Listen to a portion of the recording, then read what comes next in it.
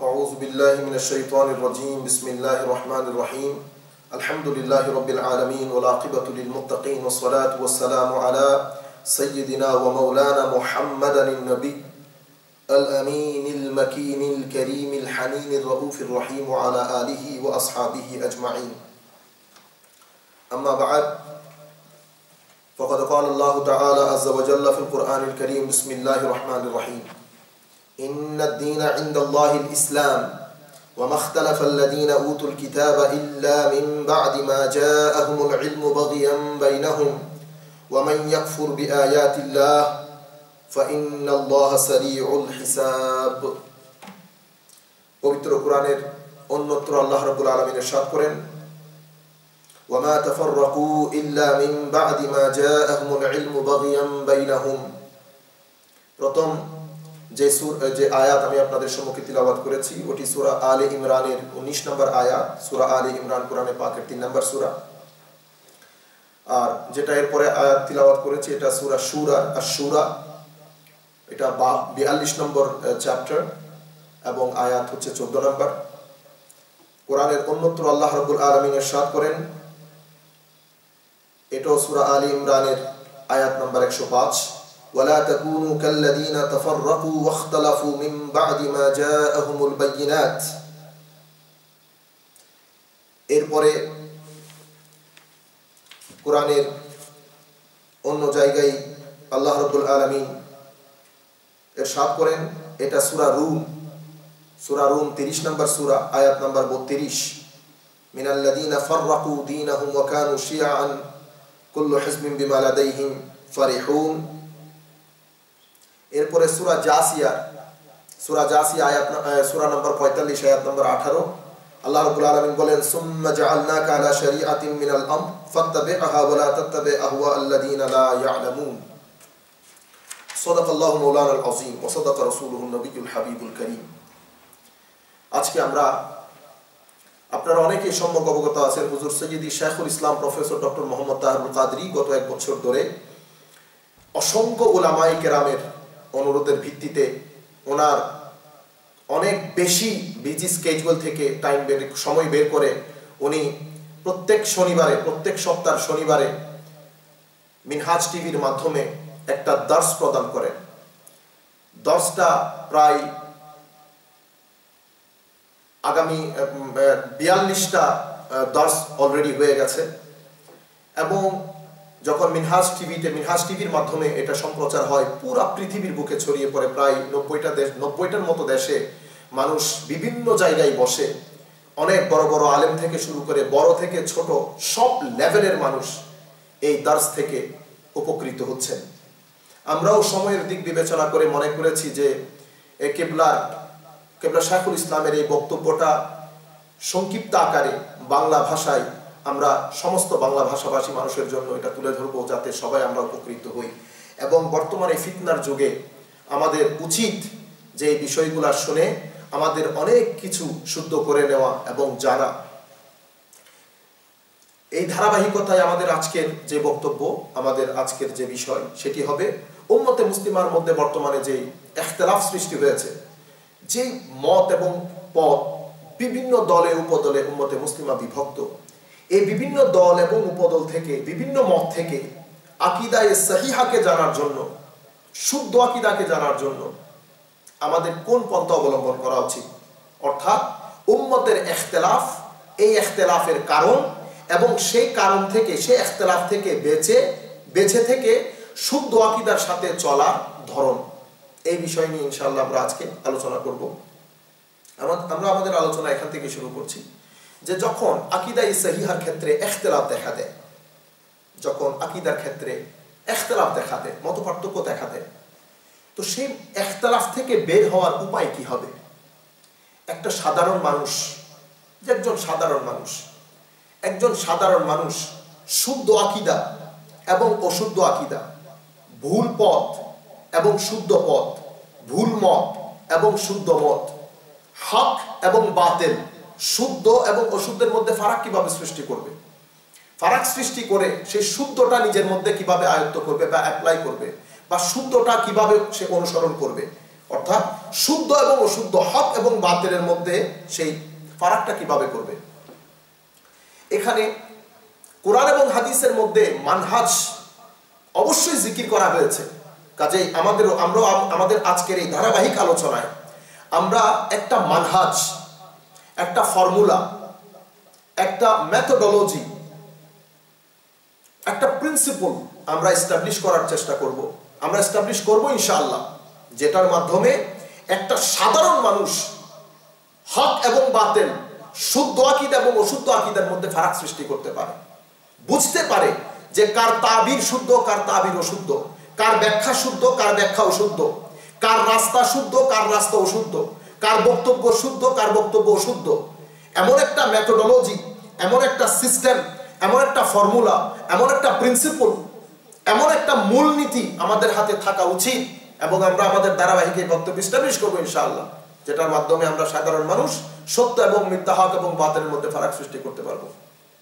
সাধারণভাবে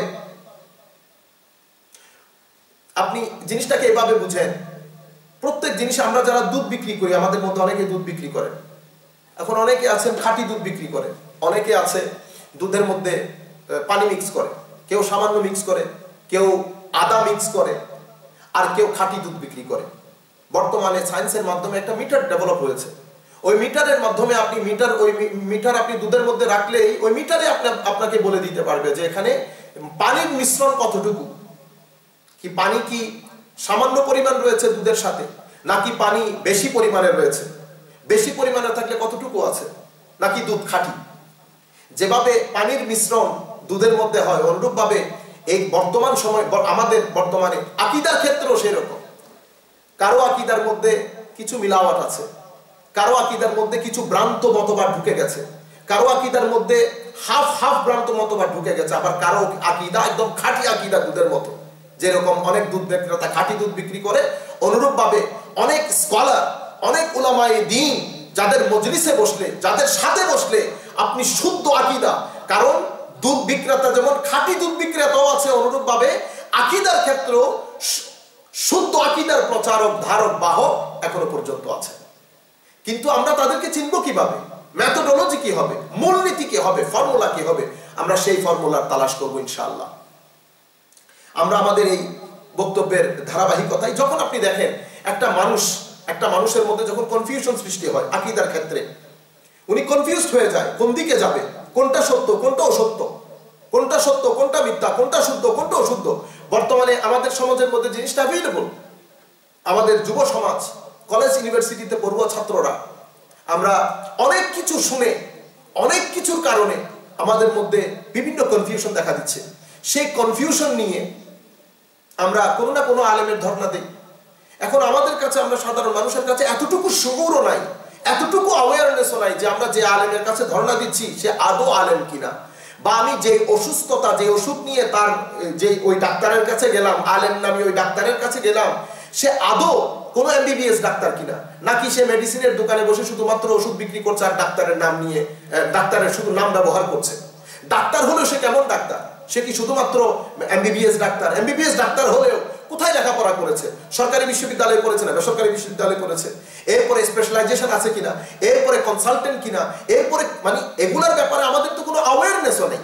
আমরা যে ডাক্তারের কাছে গেছি আলেম নামী, আমি জানিও না আদৌ সে আলেম কিনা।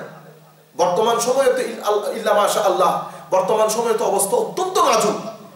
কাজেই এই অবস্থার পরিপ্রেক্ষিতে, এই অবস্থা আরো আমাদের বাংলাদেশে বর্তমানে, আমি আলেম ওলামা বাদ দিলেও আমরা তো অত্যন্ত দুর্ভাগ্যজনক অবস্থা আমাদের বর্তমান সমাজে, যেখানে প্রত্যেক মানুষই ফতোয়া দেয়, প্রত্যেক মানুষ ফতোয়া দেয়, ছোট থেকে বড় আপনি যাকে জিজ্ঞেস করেন সে আপনাকে ফতোয়া দিয়ে দেবে। শুধুমাত্র ফতোয়ার ক্ষেত্রে না, আমরা সবাই বড় রাজনীতিবিদ, আমরা সবাই বড় অর্থনীতিবিদ, আমরা সবাই বড় সমাজ বিজ্ঞানী। আপনি যাকে জিজ্ঞেস করেন রাজনীতির উপর আপনার প্রপার একটা কমেন্ট স্টেটমেন্ট দিয়ে দেবে, অর্থনীতির উপর একটা স্টেটমেন্ট দিয়ে দেবে, বাজেটের উপর আপনাকে আলোচনা শুনিয়ে দেবে। কিন্তু আসলে তো জিনিসগুলা তা না, এগুলো তো শুধুমাত্র মানে মানুষ হাসাহাসি করানো। কারণ এই জিনিসগুলা নিয়ে আপনি যখন কথা বলা বলি করবেন তখন জিনিসগুলো অনেক বেশি কমপ্লিকেটেড হবে, হাস্যকর হয়ে যায়। আর যখন দ্বীন এবং শরীয়তের ক্ষেত্রে আসে, দ্বীন এবং শরীয়ত তো আমরা এখন মজাক করে ফেলেছি, হাস্যকর অবস্থার সৃষ্টি হয়েছে। ইভেন আমি পার্সোনালি অনেক জায়গায় এরকম এক্সপিরিয়েন্স করেছি, এক ব্যক্তি কোরআন, হাদিস, উসুল, ইভেন আরবি কোরআন শরীফ পড়তে জানেন না, তারাও বসে বসে তাদের মজলিসের মধ্যে ফতোয়া দেয়। আপনি নিজেই, আমি আপনাদেরকে একটা দুইটা এক্সাম্পল দিই, এই এক্সাম্পলের মাধ্যমে আপনারা বুঝতে পারবেন যে আমরা কি করছি বর্তমান সমাজে। একটা মানুষ রিক্সার গ্যারেজে কাজ করে, রিক্সার গ্যারেজে আপনি যদি থাকে, রিক্সার গ্যারেজে কাজ করে মানুষ, রিক্সার মেকানিক, আপনি যদি তাকে কারের ইঞ্জিন খুলতে দেন, কারের ইঞ্জিন খুলে এবং ইঞ্জিনটাকে আবার ফিক্স করতে দেন, আপনি চিন্তা করে দেখতেছেন হাল কি হবে, অবস্থা কি হবে? অনুরূপ ভাবে একটা কারের মেকানিক, আপনি যদি তাকে এয়ারক্রাফটের ইঞ্জিন খুলতে দেন এবং ইঞ্জিন খুলে এটাকে ফিক্স করতে দেন, অবস্থা কি হবে? আপনারা নিজেরা, কত বড় হাস্যকর বিষয়, কেউ করি না আমরা এই কাজটা। ইভেন আমাদের কলেজ বিশ্ববিদ্যালয়ে যারা কেমিস্ট্রি পড়ান, আপনি কখনো ওনাকে ভূগোলের ক্লাসে, জিওগ্রাফি ক্লাসে আপনি পাঠাতে পারবেন না। যারা জিওগ্রাফি পড়ান তাদেরকে আপনি কখনো কেমিস্ট্রি, বায়োলজি, ফিজিক্সের ক্লাসে আপনি পাঠাইতে পারবেন না, বা তারা যাবেনও না, প্রশ্নই আসে না। একটা মানুষ হিস্ট্রি পড়ান, ওই হিস্ট্রি পড়ার লোককে আপনি কখনো এমবিবিএস মেডিকেল কলেজে এমবিবিএস দের স্টুডেন্টদেরকে পড়াতে আপনি নিশ্চয়ই পাঠাবেন না, কারণ প্রত্যেক বিষয়ে আলাদা আলাদা লোক রয়েছে, প্রত্যেক বিষয়ের আলাদা আলাদা এক্সপার্ট রয়েছে, এই জিনিসগুলো আগে ছিল না, এগুলো বর্তমানে হচ্ছে, এগুলো আগে কখনো ছিল না। ইমাম মালিক রাহমাতুল্লাহি আলাইহি রাদিয়াল্লাহু তাআলা আনহু ওয়া নাফা'না বিইলমিহি ফিদ দারাইন আমিন। ইমাম মালিক ফিকার ইমাম, হাদিসের ইমাম, এত বড় একজন ইমাম। ইমামকে এক ব্যক্তি এসে একটা মাসলা জিজ্ঞেস করেছিলেন, একটা প্রশ্ন করলেন। প্রশ্নটা ছিল গাজওয়াত, হুজুর করিম সাল্লাল্লাহু আলাইহি ওয়াসাল্লাম যে সমস্ত যুদ্ধে অংশগ্রহণ করেছেন, গাজওয়াত সংশ্লিষ্ট প্রশ্ন। ইমাম মালিক বলেছেন ওই প্রশ্নকারীকে যে আমাকে 2 দিন সময় দেন, আমি 2 দিন পরে আপনাকে উত্তর দিয়ে দেব। আপনি আমাকে 2 দিন সময় দিলে আমি আহলে ইলমের সাথে, আলেমদের সাথে একটু ডিসকাস করে এরপরে 2 দিন পরে আপনাকে উত্তর দেব। ইমাম মালিক কি আলেম ছিলেন না? ফিকার ইমাম, হাদিসের ইমাম, যাকে ইমাম দারুল হিজরা বলে, এত বড় একজন ইমাম বলছেন আমি আলেমদের সাথে ডিসকাস করে তারপরে 2 দিন পরে তোমাকে তার উত্তর দেব। এটার অর্থ কি? কারণ প্রশ্নটা ছিল গাজওয়াত সম্পর্কে। কাজেই আলেম, আহলে ইলমের সাথে ডিসকাস করা মানে হচ্ছে গাজওয়াতের ব্যাপারে যারা এক্সপার্ট, যাদের স্পেশালাইজেশন, যেমন ইমাম ওয়াকিদি রাহমাতুল্লাহি আলাইহি ওয়া নাফা'না বিইলমিহি ফিদ দারাইন, মানে আমি ইমাম ওয়াকিদির মতো, ইমাম ওয়াকিদির সাথে কথা বলে তোমার প্রশ্নের উত্তর দেব।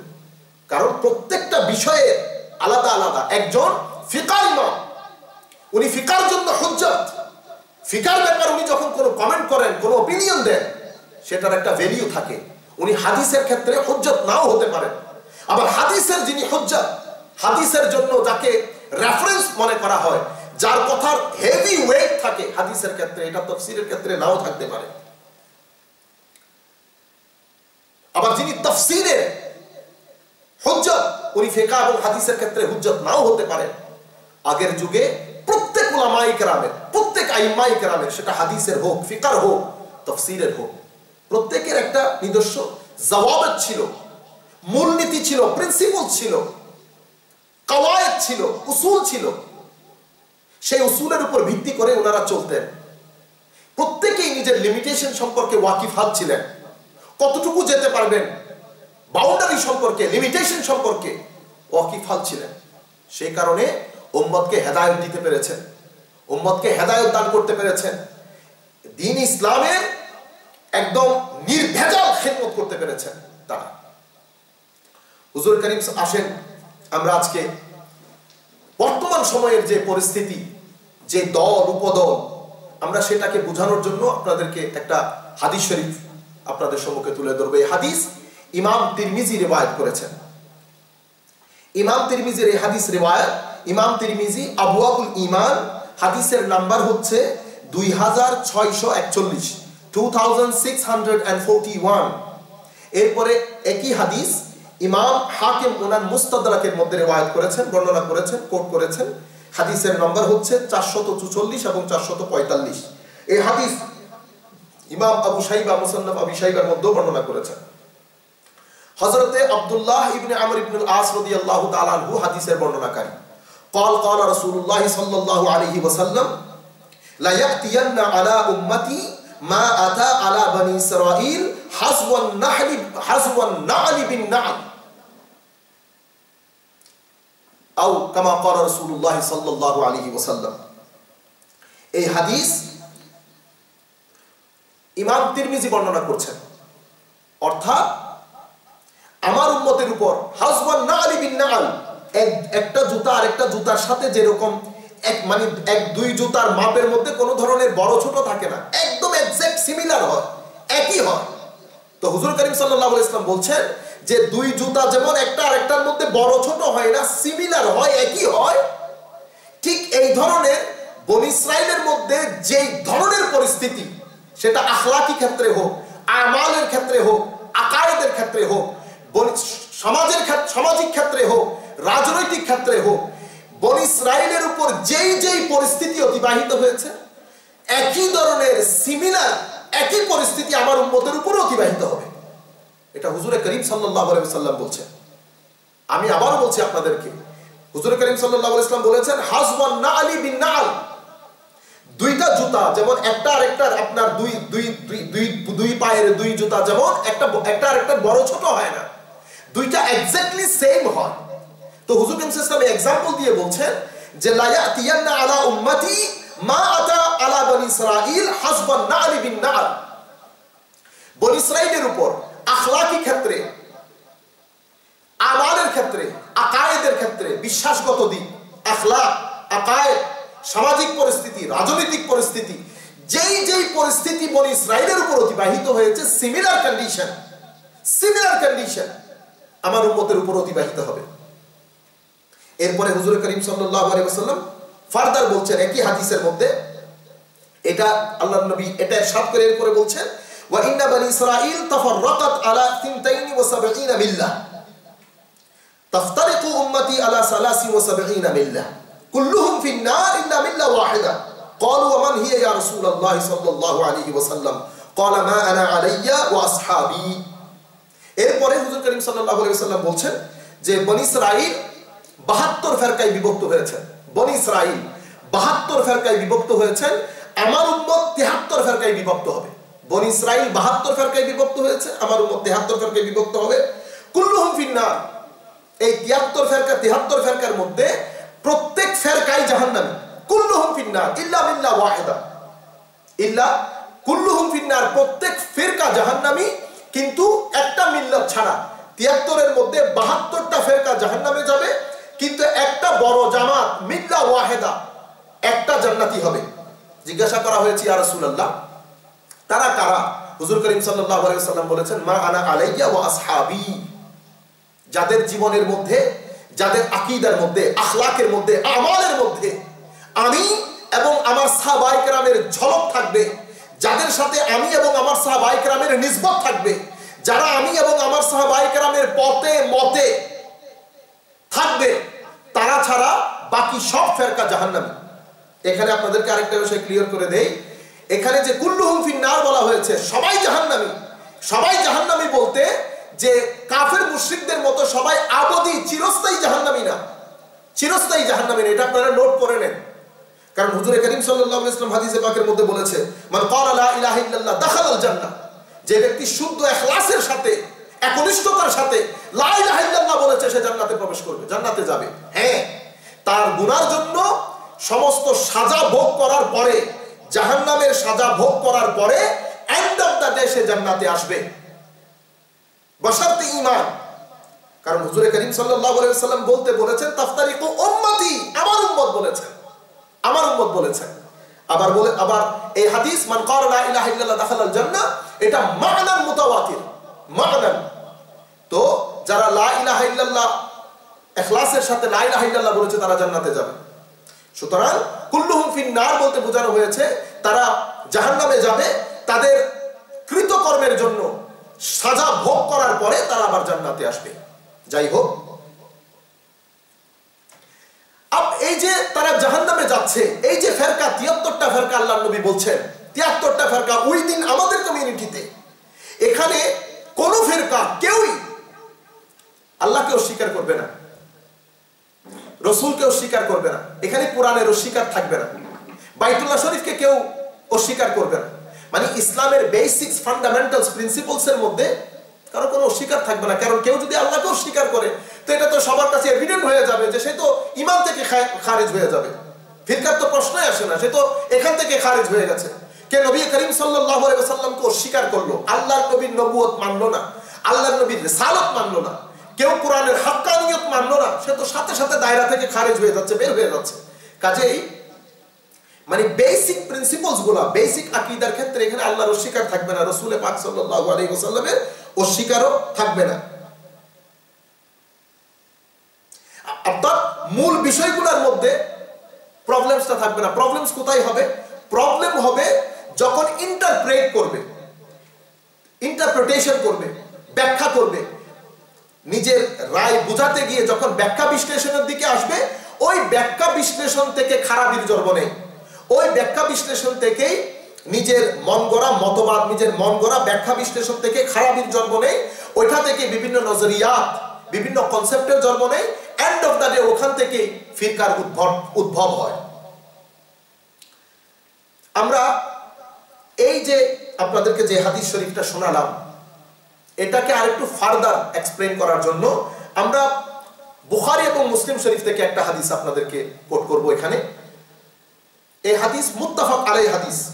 আমরা অন্য হাদিসের কিতাবে আর যাচ্ছি না, যদিও অসংখ্য হাদিসের কিতাবের মধ্যে এসেছে, কিন্তু যেহেতু বুখারী মুসলিম শরীফ বলে ফেলছি, মুত্তাফাক আলাইহি বলে ফেলছি, কাজেই অন্যান্য হাদিসের কিতাবগুলোর জিকির না করলেও চলবে। এখন যে হাদিসটা আমি আমরা আপনাদের সম্মুখে উপস্থাপন করব, এই হাদিসের মাধ্যমে অনেক কিছু আপনি বুঝতে সক্ষম হবেন এবং আগের হাদিসটাকে ফার্দার ইলাবোরেট করবে, এক্সপ্লেইন করবে, এক্সপ্লিকেট করবে, ফার্দার ব্যাখ্যা করবে। এই হাদিস মুত্তাফাক আলাইহি হাদিস। ইমাম বুখারী ওনার সহিহ মধ্যে, বুখারী শরীফের মধ্যে কিতাবুল ফিতন হাদিসের নাম্বার হচ্ছে 6673, 6673 নম্বর হাদিস। আর ইমাম মুসলিম এই হাদিসটাকে উনি রিওয়ায়াত করেছেন, ইমাম মুসলিম রিওয়ায়াত করেছেন কিতাবুল ইমারা, হাদিসের নাম্বার হচ্ছে 1847 নম্বর হাদিস। হাদিসের বর্ণনাকারী হযরত হুযায়ফা বিন ইয়ামান রাদিয়াল্লাহু তাআলা আনহু। আন হুযায়ফা ইবনে ইয়ামান قال قال رسول الله صلى الله عليه وسلم يكون دعاة على أبواب جهنم من أجابهم إليها قذفوه فيها قلت يا رسول الله صلى الله عليه وسلم صفهم لنا قال هم قوم من جلدتنا يتكلمون بألسنتنا قلت فما تأمرني إن أدركني ذلك قال فالزم جماعة المسلمين فإن لم تكن لهم جماعة ولا إمام فاعتزل تلك الفرق كلها أو كما قال رسول الله صلى الله تعالى عليه وسلم। আপনি দেখেন, খুব মনোযোগ দিয়ে শুনেন, হুজুরে করিম সাল্লাল্লাহু আলাইহি ওয়াসাল্লাম বলছেন হাদিসে পাকের মধ্যে, ইয়াকুনু দুআতুন আলা আবওয়াব জাহান্নাম, একটা সময় আসবে যখন দুআত হচ্ছে আরবির মধ্যে দাঈর বহুবচন। দাঈ বর্তমান সমাজের মধ্যে বাংলাদেশেও যদিও এত বেশি প্রসিদ্ধি লাভ করে না এই শব্দটা, আমাদের বাংলাদেশ সমাজে, কিন্তু ওয়েস্টার্ন ওয়ার্ল্ডে এই শব্দটা অত্যন্ত সবাই জানেন। সবাই, উনি ডাক্তার, উনি ইঞ্জিনিয়ার, উনি ড্রাইভিং ইনস্ট্রাক্টর, উনি অন্য কোনো জব করেন, কিন্তু উনি আবার দাঈ, উনি আবার দাঈ, দাঈ ইলাল্লাহ, এটা একটা পরিচয় হয়ে গেছে, দাঈ ইলাল্লাহ। তো দাঈ শব্দের বহুবচন দুআ। হুজুর করিম সাল্লাল্লাহু আলাইহি ওয়াসাল্লাম বলছেন একটা সময় আসবে, একটা সময় আসবে যারা আল্লাহর রাস্তায় আহ্বান করে মানুষকে, কোরআনের রাস্তায় আহ্বান করে, রাসূল পাকের রাস্তায় আহ্বান করে সাল্লাল্লাহু আলাইহি ওয়াসাল্লাম, যারা কোরআনকে বুঝাতে যায়, যারা রাসূল সাল্লাল্লাহু আলাইহি ওয়াসাল্লামের বাণী বুঝাতে যায়, যারা আল্লাহর রাস্তায় আহ্বান করতে যায়, তারা খুদ জাহান্নামের দরজার মধ্যে দাঁড়িয়ে থাকবে। তাদের অবস্থান, খুদ তাদের অবস্থান জাহান্নামের দরজায় হবে। মান আজাবাহুম ইলাইহা, যারা তাদের কথা শুনবে, যারা তাদের মত গ্রহণ করবে, যারা তাদের ডাকে সাড়া দেবে, যারা তাদের অনুসরণ করবে, তাদের ডাকে লাব্বাইক বলবে, কাযাফুহু ফিহা, তারা যেমন জাহান্নামের দরজার মধ্যে দণ্ডায়মান, তাদের কথায় যারা সাড়া দেবে, তাদের মত অনুসরণ করবে, তাদের পথ গ্রহণ করবে, তারাও জাহান্নামে নিক্ষিপ্ত হবে, তারাও জাহান্নামে পতিত হবে, তারাও জাহান্নামে প্রবেশ করবে। কুলতু ইয়া রাসূলুল্লাহ সাল্লাল্লাহু আলাইহি ওয়াসাল্লাম সিফহুম লানা। সাহাবায়ে কেরামের জন্য এটা একটা অত্যন্ত আশ্চর্যের বিষয়। ইয়া রাসূলুল্লাহ, এমন অবস্থার ক্রিয়েট যদি হয়, একটা মানুষ কোরআনের দিকে আহ্বান করছে, একটা মানুষ কোরআনের কথা বলছে, হাদিসের কথা বলছে, আল্লাহর কথা বলছে, রাসূলের পাকের মেসেজ মানুষের পর্যন্ত পৌঁছে দিচ্ছে, এমন মানুষ যদি জাহান্নামের দরজার মধ্যে দণ্ডায়মান হয়, তো এটা তো অত্যন্ত ডিস্টার্বিং হবে, কনফিউজিং হবে, সিচুয়েশনকে ঘোলাটে করে ফেলবে। ইয়া রাসূলুল্লাহ সিফুম লানা, আমাদেরকে তার পরিচিতি, আমাদের কাছে তার পরিচিতিটা তুলে ধরেন ইয়া রাসূলুল্লাহ, তার বৈশিষ্ট্য বলেন ইয়া রাসূলুল্লাহ, কেমন হবে দেখতে, আমরা কিভাবে বুঝতে পারবো যে এই দাঈ ইলাল্লাহ সত্যিকার অর্থে দাঈ ইলাল্লাহ না, এটা দাঈ ইলাল জাহান্নাম, দাঈ ইলা জাহান্নাম, এটা আল্লাহর দিকে আহ্বানকারী না, এটা অরিজিনালি সত্যিকার অর্থে এটা জাহান্নামের দিকে আহ্বানকারী। কিন্তু বাহ্যিকভাবে তো আপনি বুঝতে পারছেন না।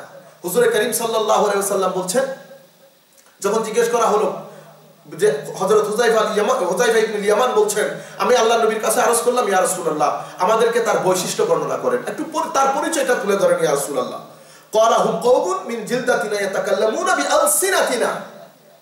হুজুরে কারীম সাল্লাল্লাহু আলাইহি ওয়াসাল্লাম বলছেন, হুযায়ফা কি আর পরিচয় তুলে ধরব, কি আর তাদের বৈশিষ্ট্য বর্ণনা করব। হুম কওমুন মিন জিলদাতিনা, তারা তো দেখতে আমাদের মতোই, কাপড় চোপড় আমাদের মতোই, বেশভূষা আমাদের মতোই, ইয়াতাকাল্লামুনা বিআলসিনাতিনা, আমাদের ভাষায়, আমাদের রঙে, আমাদের ঢঙে কথা বলে। অর্থাৎ চাল চলন, উঠা বসা, কথাবার্তা সবকিছু দেখতে আমাদের মতোই। কুলতু ফামা তা'মুরুনি নাদরাকানি যালিক, ইয়া রাসূলুল্লাহ আপনার সাজেশন, আপনার অ্যাডভাইস, আপনার নসিহত কি হবে আমার জন্য যদি ওই অবস্থার শিকার আমি হই। ক্বালা ফালজাম জামাআতাল মুসলিমিন, হুজুরে কারীম সাল্লাল্লাহু আলাইহি ওয়াসাল্লাম বলছেন যে হ্যাঁ, যদি এই অবস্থার সৃষ্টি হয়, তুমি যদি ওই অবস্থায় থাকো, তো ফালজাম জামাআতাল মুসলিমিন, মুসলমানদের বৃহত্তর জনগোষ্ঠীর সাথে, জামাতের সাথে, ফিরকা ছেড়ে দিয়ে জামাতের সাথে, বৃহত্তর জনগোষ্ঠীর সাথে নিজেকে জড়িয়ে নাও। জামাতুল মুসলিমিন তোমার আকীদার সুন্দর গ্যারান্টি হবে যদি তুমি তাদের সাথে নিজেকে জড়িয়ে নাও, তাদের মত এবং পথের অনুসরণ করো, তাদের সাথে উঠা বসা করো, জামাতের আকীদা নিয়ে চলো, জামাতে মুসলিমিন, মেজরিটি অফ দি মুসলিম উম্মার সাথে থাকো, তাহলে তুমি পথভ্রষ্ট হবে না। ফাইন লাম তাকুন লাহুম জামাআ ওয়ালা ইমাম, যদি জামাত এবং ইমাম না থাকে, তখন হুজুরে কারীম সাল্লাল্লাহু আলাইহি ওয়াসাল্লাম বলছেন ফাতাসিল তিলকাল ফিরাক কুল্লাহা, এমন প্রত্যেক দল উপদল থেকে নিজেকে গুটিয়ে নিয়ে নিজেকে বেঁচে থাকো, বাঁচিয়ে রাখো নিজেকে। এই হাদিস মুত্তাফাক আলাই হাদিস। হুজুরে কারীম সাল্লাল্লাহু আলাইহি ওয়াসাল্লাম বলছেন, আপনাদের বোঝার সহজার্থে বলি, আল্লাহর নবী বলছেন দুআ ইয়াকুনু দুআত আলা আবওয়াবি জাহান্নাম, দায়ী হবে কিন্তু জাহান্নামের দরজার উপর দণ্ডায়মান থাকবে। এখন দায়ী কোথায় থাকে? যারা আল্লাহর রাস্তায় বিভিন্ন ভাবে বিনিয়ে আহ্বান করে আল্লাহর রাস্তায়, যারা নিজেদেরকে দায়ী বলে, কোথায় থাকে? আপনারা তো দায়ীকে মসজিদে দেখেন, মিম্বরে রাসূলের উপর সাল্লাল্লাহু আলাইহি, বাহ্যিকভাবে তো দেখা যাচ্ছে না সে যে জাহান্নামে দরজার উপর দণ্ডায়মান, জাহান্নামে দণ্ডায়মান, জাহান্নামের দরজার উপর দণ্ডায়মান, কেউ তো বাহ্যিকভাবে তো নজরে আসছে না। বাহ্যিকভাবে তো নজরে আসছে সে মিম্বরে রাসূল সাল্লাল্লাহু আলাইহি ওয়াসাল্লামের উপর দাঁড়িয়ে কথা বলছে, টিভিতে কথা বলছে, মিডিয়াতে কথা বলছে, মসজিদে বলছে, মাদ্রাসায় বলছে। বাহ্যিকভাবে তো এই সমস্ত স্থানগুলো নজরে আসছে, মসজিদের মধ্যে নজরে আসছে, মাদ্রাসার মধ্যে নজরে আসছে, জাহান্নাম তো আর নজরে আসছে না। সে যে জাহান্নামে দাঁড়িয়ে কথা বলছে সেটা তো নজরে আসছে না। এখন একজন সাধারণ মানুষ এই অবস্থার পরিপ্রেক্ষিতে কোথায় গিয়ে দাঁড়াবে? কিভাবে সে বুঝবে কে শুদ্ধ কে অশুদ্ধ? এটা তো অত্যন্ত কনফিউজিং, ডিস্টার্বিং একটা সাধারণ মানুষের জন্য, যেখানে এসে সাধারণ মানুষ অনেক বেশি কনফিউজ হয়ে যায়, দিশেহারা হয়ে যায়। আপনারা শুনেছেন, আমরাও বলতে শুনি যে এত দল উপদল কোথায় গিয়ে দাঁড়ায়, কোথায় কার কথা বিশ্বাস করি? সবাই তো বলে সবাই শুদ্ধ। কাজেই আমাদের একটা মেথোডোলজি হওয়া উচিত, একটা মূলনীতি হওয়া উচিত, একটা ফর্মুলা থাকা উচিত, আমাদের হাতে একটা মাপকাঠি থাকা উচিত, আমাদের হাতে একটা মেথোডোলজি থাকা উচিত, একটা মানহাজ থাকা উচিত, যেটার মাধ্যমে আমরা হক এবং বাতিল, শুদ্ধ এবং অশুদ্ধ, সত্য এবং মিথ্যার মধ্যে ফারাক সৃষ্টি করতে পারবো। মনে রাখবেন, কারণ এত বেশি ফিরকা যখন হয়ে যায়, এত বেশি ফিরকা, হুজুর করিম সাল্লাল্লাহু আলাইহি ওয়াসাল্লাম ৭৩টা বলেছেন, এত বেশি ফিরকা যখন হয়ে যায়, স্বাভাবিকভাবে সবাই তো কোরআন থেকে বলছে, হাদিস থেকে বলছে, সবাই আল্লাহর রাস্তায় আহ্বান করছে, সবাই সুন্দর সুন্দর কথা বলছে, কেউ আল্লাহকেও স্বীকার করছে না, কেউ রাসূল খুদা সাল্লাল্লাহু আলাইহি ওয়াসাল্লাম as a prophet of Allah, as a messenger of Allah কেউ স্বীকার করছে না, কোরআন as a book of Allah কেউ স্বীকার করছে না, কাবাতুল্লাহ কেউ স্বীকার করছে না। কিন্তু এত বেশি দল উপদল, এত বেশি ইন্টারপ্রিটেশন, এত বেশি এক্সপ্লেনেশন এন্ড এক্সপ্লিকেশন, এত বেশি ব্যাখ্যা বিশ্লেষণ, সাধারণ মানুষের জন্য সাধারণ মানুষ হয়রান হয়ে যায়, কনফিউজ হয়ে যায়। কারণ কোনটা সহি তাবির, কোনটা গলত তাবির, কেউ শুদ্ধ বলছে, কেউ অশুদ্ধ বলছে, সাধারণ মানুষ বুঝবে কিভাবে? মনে রাখবেন, এই যে চিন্তার যে খারাপি, যেখান থেকে খারাপিটার জন্ম নেয়, খারাপি জন্ম, পথভ্রষ্টতার জন্ম কিন্তু কোরআন হাদিস থেকে নেয় না। এটা খুব মনোযোগ দিয়ে শুনবেন। কোরআন ও হাদিস থেকে কিন্তু পথভ্রষ্টতার জন্ম কোরআন ও হাদিস থেকে হচ্ছে না। পথভ্রষ্টতার জন্ম কোরআন এবং হাদিস থেকে হচ্ছে না। কোরআন ও হাদিস তো মানুষকে গাইডেন্স দেয়, কোরআন ও হাদিস তো মানুষকে নূর এবং আলোর পথে নিয়ে আসে, কোরআন ও হাদিস মানুষকে আলোর পথে নিয়ে আসে, সত্যের পথে নিয়ে আসে, সত্যের দিশা দেয়। কোরআন ও হাদিসের প্রবলেম না, এখন খারাপিটা, মিসগাইডেন্সটা কোত্থেকে জন্ম নেয়? মনে রাখবেন, কোরআন ও হাদিস আপনাকে একটা বেসিক জিনিস দেয়, বেসিক জিনিস, বেসিক একটা হোক, ছোটখাটো জিনিস একদম ব্যাখ্যা বিশ্লেষণ সহকারে কোরআনের আয়াত বা হাদিসে পাকের মধ্যে থাকে। এটা একটা বেসিক গ্রাউন্ড আপনাকে দেয়। যখন বেসিক গ্রাউন্ড দেয়, খারাপিটা ওখান থেকে জন্ম নিচ্ছে না।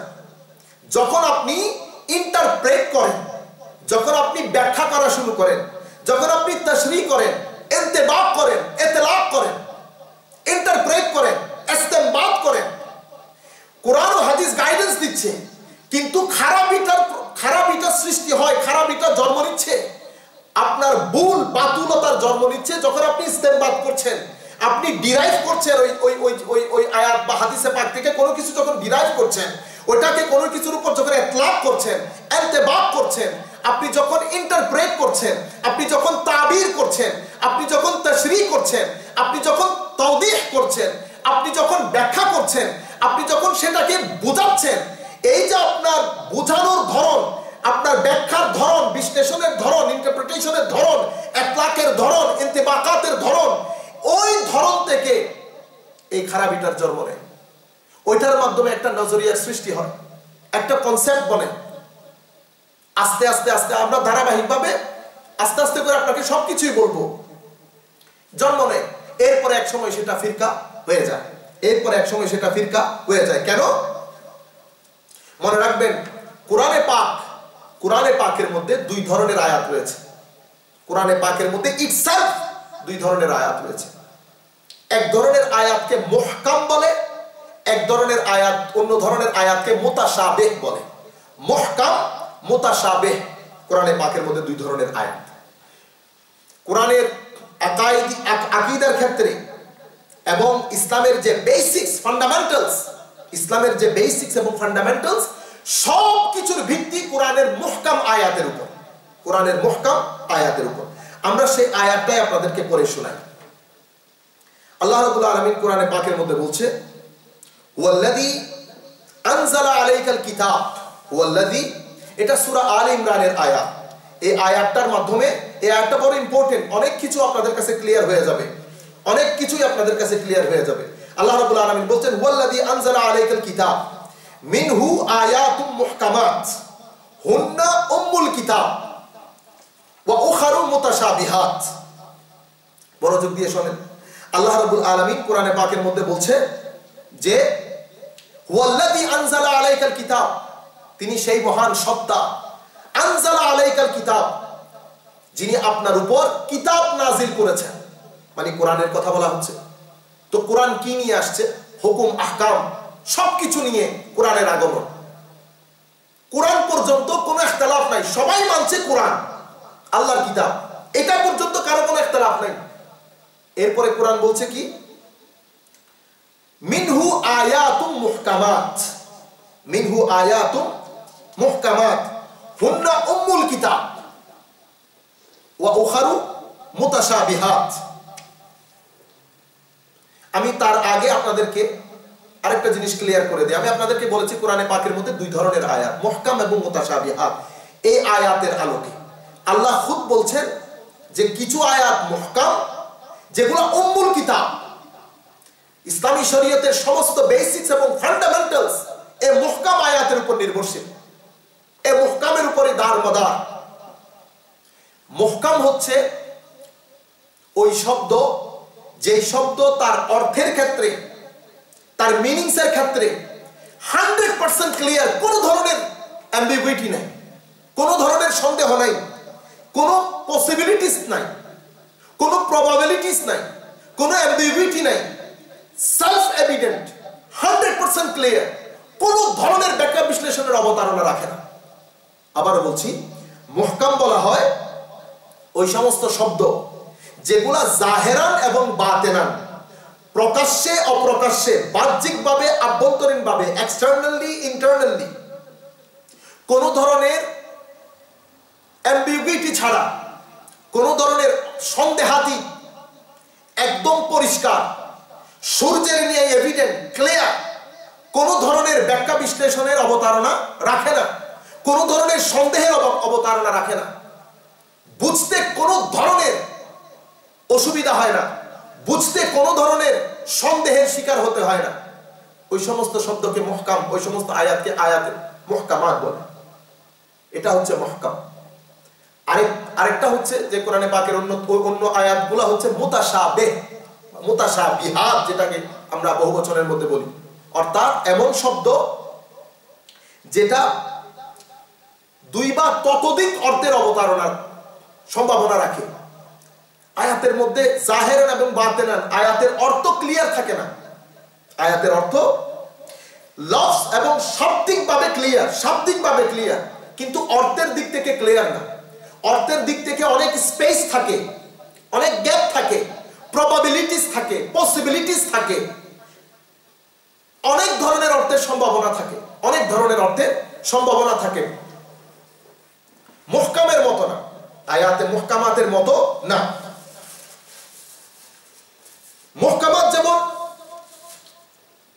শুধুমাত্র মুহকামাত ক্লিয়ার, এখানে কোনো ব্যাখ্যা বিশ্লেষণের প্রয়োজন নাই, সেলফ এভিডেন্ট, 100% ক্লিয়ার, সূর্যের মতো, জাহেরান এবং বাতিনান, এক্সটার্নালি এবং ইন্টারনালি।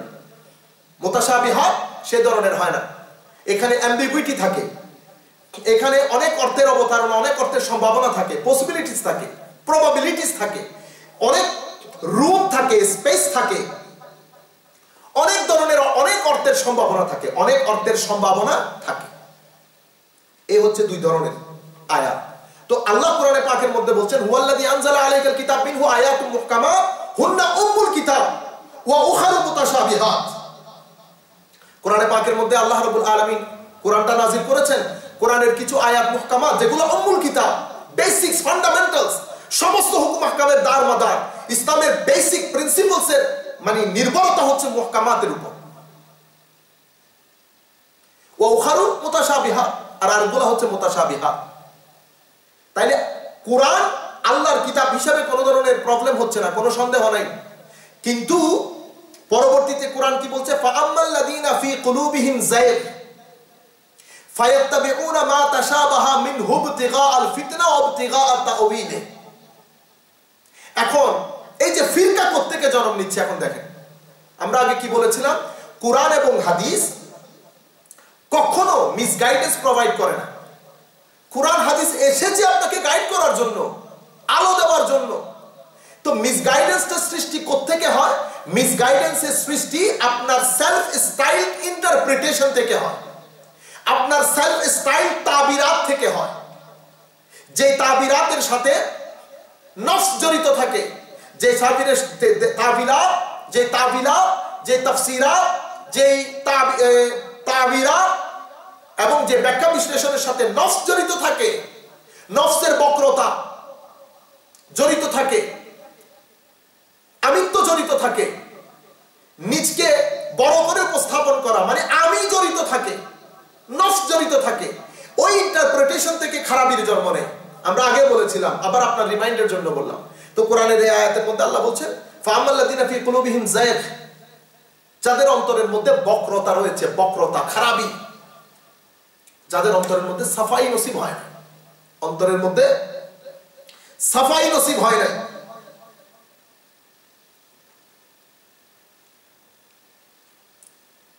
যাদের অন্তরের মধ্যে তাসকিয়া নসিব হয় না, অন্তরের মধ্যে যাদের বক্রতা রয়েছে, ফাআম্মাল্লাযীনা ফী কুলূবিহিম যায়গ, যাদের অন্তর বক্র, যাদের অন্তর বাঁকা, যাদের অন্তরের মধ্যে সাফাই নসিব হয় নাই, যাদের অন্তরের তাসকিয়া নসিব হয় নাই, তাসকিয়া এবং সাফাই নসিব না হওয়ার কারণে ফায়াত্তাবিউনা মা তাশাবাহা মিনহু ইবতিগাআল ফিতনা ওয়া ইবতিগাআ তাওয়ীলি।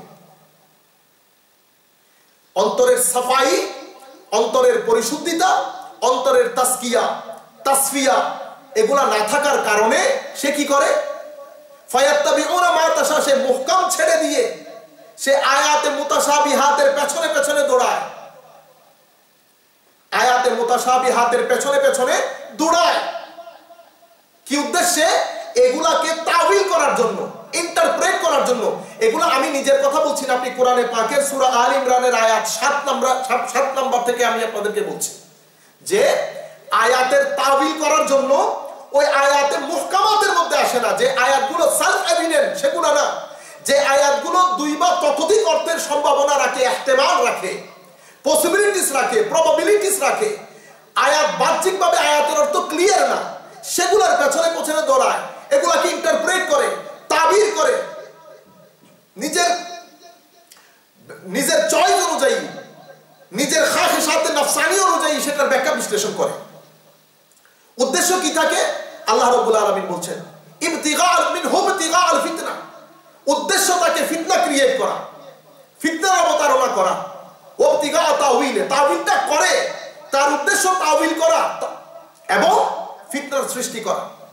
তাহলে টোটাল জিনিসটাই সৃষ্টি হচ্ছে কোত্থেকে? অন্তরে সাফাই না থাকার কারণে।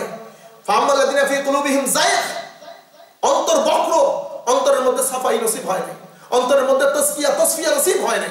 আপনি দেখেন কোরআনে পাকের সূরা বাকারার মধ্যে আল্লাহ রাব্বুল আলামিন বলছেন যে আল্লাহ বিভিন্ন এক্সাম্পল দেয় কোরআনে পাকের মধ্যে মানুষকে বোঝানোর জন্য, যাতে মানুষ সহজভাবে একটা জিনিস বুঝে নিতে পারে।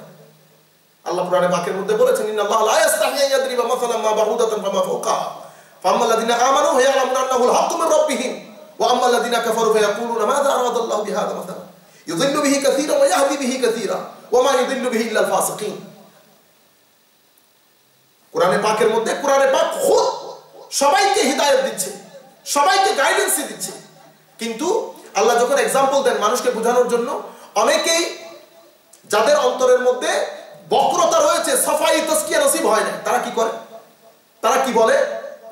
তারা ফাআম্মাল্লাযীনা ফায়া'লামুনাহুল হাক্কু মির রাব্বিহিম ওয়া আম্মাল্লাযীনা ফায়াকুলুনা মাযা আরাদাল্লাহু বিহাযা মাসালান।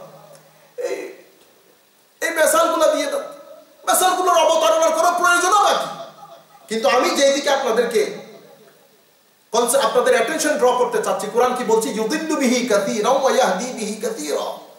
এই কোরআনের মাধ্যমে অনেকে হেদায়েত প্রাপ্ত হন, এই কোরআনের মাধ্যমে অনেকে পথভ্রষ্ট হন।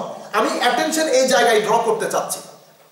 ইউযিল্লু বিহি কাসীরান ওয়া ইয়াহদি বিহি কাসীরা ওয়া মা ইউযিল্লু বিহি ইল্লাল ফাসিকিন। পথভ্রষ্ট তারাই হয় যারা ফাসিক, ফাজির। কারণ আপনি দেখেন, আমরা একটা গ্লাসের মধ্যে দুধ রাখার আগে পানি রাখার আগে আমরা গ্লাসটা আগে পরিষ্কার করে নেই। পরিষ্কার করা ছাড়া একটা গ্লাসে আমরা দুধ পর্যন্ত, পানি পর্যন্ত রাখি না। তো নফসে জমিন, কোরআন হচ্ছে একটা, কোরআনকে আল্লাহর কোরআন হচ্ছে হেদায়েতের বৃষ্টি, হেদায়েতের বৃষ্টি। কোরআন হচ্ছে নূর ইলাহি। সেই নূর ইলাহি যখন মানুষের নফসের উপর পতিত হয়, সেই নফস যদি পরিষ্কার না থাকে, যেখানে আমরা পরিষ্কার করা ছাড়া একটা গ্লাসের মধ্যে পানিও রাখি না, তো আমার নফসের জমিন যদি পরিষ্কার না থাকে, নফসের জমিনের মধ্যে বিভিন্ন ধরনের রোগ, নফসের জমিনের মধ্যে যদি বিভিন্ন ধরনের সমস্যা, বিভিন্ন ধরনের কমি কাজি এবং ড্যাম হয়ে থাকে, নফসের জমিনের মধ্যে হাসদের, হিংসা,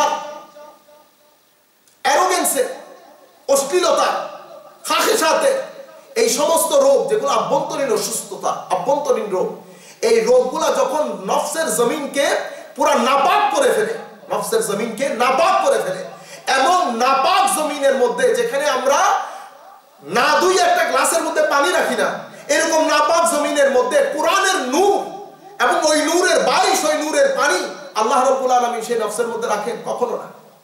সেই কারণে নবী করিম সাল্লাল্লাহু আলাইহি ওয়াসাল্লামকে আল্লাহ রাব্বুল আলামিন যখন প্রেরণ করেন, চারটা নবুয়তি রেসপন্সিবিলিটি দিয়ে প্রেরণ করেছেন। কি বলেছেন? কামা আরসালনা ফীকুম রাসূলাম মিনকুম ইয়াতলু আলাইকুম আয়াতিনা ওয়া ইউযাক্কিকুম ওয়া ইউআল্লিমুকুমুল কিতাবা ওয়াল হিকমা।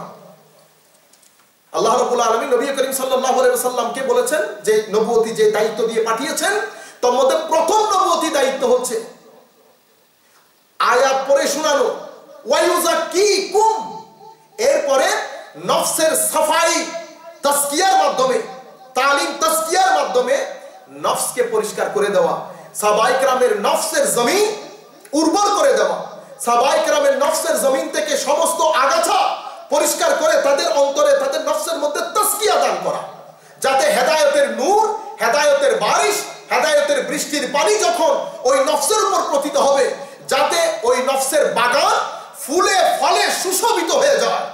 সেই কারণে নবী করিম সাল্লাল্লাহু আলাইহি ওয়াসাল্লামকে, সাহাবায়ে কেরামকে তালিম দেওয়ার আগে তাসকিয়ার জন্য বলা হয়েছে, তাসকিয়ার জন্য বলা হয়েছে।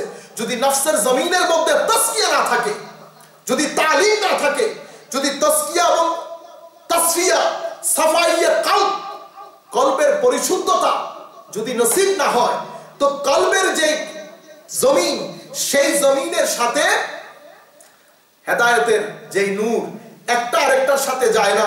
যদি আপনি দেখেন না, আপনারা যখন টিভি চ্যানেল পরিবর্তন করেন, আপনি এক চ্যানেল দেখবেন, এক চ্যানেল থেকে আরেক চ্যানেলে যাবেন, একটা নির্দিষ্ট একটা নাম্বার দেন আপনারা, 836, 834, 837, যখন যে নাম্বার দেন সেই চ্যানেলই আসে, ম্যাচ হয়। সে কারণে তো নফসের জমিনের মধ্যে যখন সাফাই নসিব হয়, সেই সাফাইয়ের সাথে আল্লাহর কোরআনের যে নূর, যেটা হেদায়েতের নূর, হেদায়েতের নূরের যে বর্ষণ, সেটার সাথে কোরআনের অন্তরের সাফাই ম্যাচ করে, যখন দুইটা একীভূত হয়, একাকার হয়ে যায়, সেখান ফুলে ফলে সুশোভিত হয়ে রিসালাতের বাগান সবুজ সবুজ সবুজতর হয়ে যায়, সেখান থেকে হেদায়েতের বাণী ফুটতে থাকে। ওই মানুষ যখন কথা বলে, তার কথা দিয়ে নূর বের হয়, তার চাল চলন সবকিছু থেকে নূর পরিস্ফুটিত হয়, সেখান থেকে নূরই নূর হয়, তার মাধ্যমে মানুষ, লক্ষ কোটি মানুষ হেদায়েত পায়।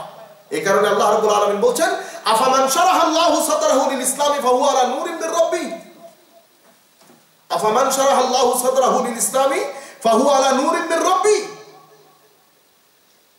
যার অন্তরকে আল্লাহ রাব্বুল আলামিন খুলে দিয়েছেন, ফাহুয়া আলা নূরিন মির রাব্বি, সে আল্লাহর নূর, মানে আল্লাহর নূরের উপর হয়, অর্থাৎ আল্লাহর নূরের মাধ্যমে, আল্লাহর দেওয়া নূরের মাধ্যমে, আল্লাহর দেওয়া হেদায়েতের মাধ্যমে তার অন্তর নূরে নূরান্বিত হয়ে যায়। ফাহুয়া আলা নূরিন মির রাব্বি।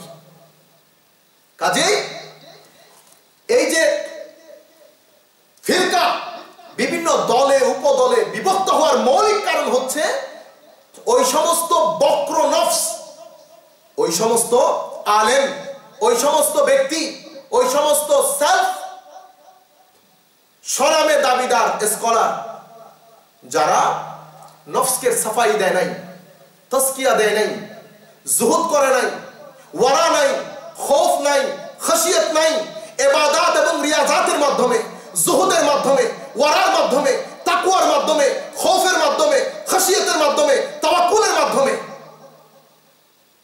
নফসের জমিনকে উর্বর করে নাই, নফসের জমিনকে পবিত্র করে নাই, নফসের মধ্যে বক্রতা রয়ে গেছে, খাখেসাত রয়ে গেছে, সেই সমস্ত নফস মিন হুবতিগা আল ফিতনা উবতিগা আত তাওফিক, তারা তাওয়িল করে, তারা মুতাশাবিহাত আয়াতের পেছনে, যে সমস্ত আয়াত বা শব্দের অর্থ ক্লিয়ার না, ওগুলোর পেছনে পেছনে ঘুরে সেলফ স্টাইল তাবিল করার জন্য উদ্দেশ্য হচ্ছে ফিতনার সৃষ্টি করা।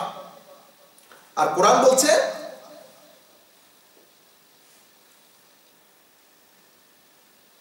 ওয়ামা ইয়ালামু তাওয়িলাহু ইল্লাল্লাহ ওয়ার রাসিখুনা ফিল ইলম। আর কোরআন বলছে, ওয়ামা ইয়ালামু তাওয়িলাহু ইল্লাল্লাহ, অথচ তাবিলের সঠিক জ্ঞান আল্লাহ রাব্বুল আলামিনের কাছে। ওয়ার রাসিখুনা ফিল ইলম, তাবিলের সঠিক জ্ঞান আল্লাহ রাব্বুল আলামিনের কাছে। এবং ওই সমস্ত বিজ্ঞ উলামায়ে কেরাম, ওই সমস্ত বিজ্ঞ উলামায়ে কেরাম যারা নফসের তাসকিয়া তাসফিয়া পরিশোধনের মাধ্যমে যাদেরকে আল্লাহ রাব্বুল আলামিন ওই তাবিলাতের মারিফত দান করেছেন, তারা ছাড়া তাবিলাতের জ্ঞান আর কারো কাছে নাই। ওয়া ইয়ালামু তাবিলাহা ইল্লাল্লাহ, ওয়া মা ইয়ালামু তাবিলাহা ইল্লাল্লাহ ওয়ার রাসিখুনা ফিল ইলম, ওয়া মা ইয়ালামু তাবিলাহু ইল্লাল্লাহ ওয়ার রাসিখুনা ফিল ইলম ইয়াকুলুনা আমান্না বিহি কুল্লুম মিন ইনদি রাব্বিনা ওয়া মা ইয়াযাক্কারু ইল্লা উলুল আলবাব, ওয়া মা ইয়াযাক্কারু ইল্লা উলুল আলবাব। আয়াতের সমাপ্তি করেছেন আল্লাহ এটা বলে যে এই আয়াত থেকে তারাই শিক্ষা গ্রহণ করবে, এই আয়াত থেকে তারাই শিক্ষা গ্রহণ করবে যাদেরকে আল্লাহ রাব্বুল আলামিন দানিশে রব্বানি দান করেছেন। ওয়া মা ইয়াযাক্কারু ইল্লা উলুল আলবাব, যাদেরকে আল্লাহ রাব্বুল আলামিন দানিশে রব্বানি দান করেছেন তারা এখান থেকে শিক্ষা গ্রহণ করবে। কাজেই আমরা এই যে অসংখ্য আয়াত আল্লাহ রাব্বুল আলামিন ঘুরে ঘুরে আমাদেরকে এই তালিমাত দিয়েছেন, হুজুরে করিম সাল্লাল্লাহু আলাইহি ওয়াসাল্লাম উম্মতকে তারবিয়ত দিয়েছেন। আমরা কোরআন সূরা আলে ইমরানের এই আয়াত থেকে আমরা বুঝতে পারছি যে ফিরকার জন্ম কিভাবে হয়, প্রত্যেকে ফিরকার জন্ম নেয়, প্রত্যেকে বিভিন্ন দল উপদল উপমতের জন্ম নেয়। কাজে এহেন অবস্থার পরিপ্রেক্ষিতে, এই অবস্থার পরিপ্রেক্ষিতে কেউ যেহেতু আল্লাহ স্বীকার করছে না, রাসূলও স্বীকার করছে না সাল্লাল্লাহু আলাইহি ওয়াসাল্লাম, এমন অবস্থার পরিপ্রেক্ষিতে এত বেশি দল উপদলের মধ্যে কোনটা শুদ্ধ কোনটা অশুদ্ধ, কোনটা ভুল কোনটা সহি কোনটা গলত, কে হক কে বাতিল, কার তাবিরাত শুদ্ধ কার তাবিরাত অশুদ্ধ, কার ব্যাখ্যা শুদ্ধ কার ব্যাখ্যা অশুদ্ধ, কার মত শুদ্ধ কার মত অশুদ্ধ, সেটা বোঝার জন্য আমরা একটা ইনশাআল্লাহ একটা মেথোডোলজি এস্টাবলিশ করব, একটা মেথোডোলজি এস্টাবলিশ করব, একটা মানহাজ ডেভেলপ করব, একটা ফর্মুলা ডেভেলপ করব, সাধারণ মানুষ যাতে এই জিনিসগুলো বুঝতে পারে। আমরা আজকের দার্স এখানে শেষ করতে যাচ্ছি ইনশাআল্লাহ। এর ধারাবাহিকতায় আমরা আরো একটা দার্স, আমরা এই যে এতক্ষণ পর্যন্ত আপনাদের সম্মুখে আলোচনা করলাম, দার্স রাখলাম, আমরা এখনো পর্যন্ত মেথোডোলজিতে আসি নাই, আমরা এখনো পর্যন্ত ফর্মুলা বা ওই প্রিন্সিপালের মধ্যে আসি নাই। আমরা ওই ফর্মুলা মানহাজ মেথোডোলজি কেন প্রয়োজন, ওই মানহাজ বা মেথোডোলজি বা একটা মূলনীতির কেন প্রয়োজন, সেই প্রয়োজনীয়তার উপর আপনাদের সামনে এতক্ষণ পর্যন্ত আমরা আলোচনা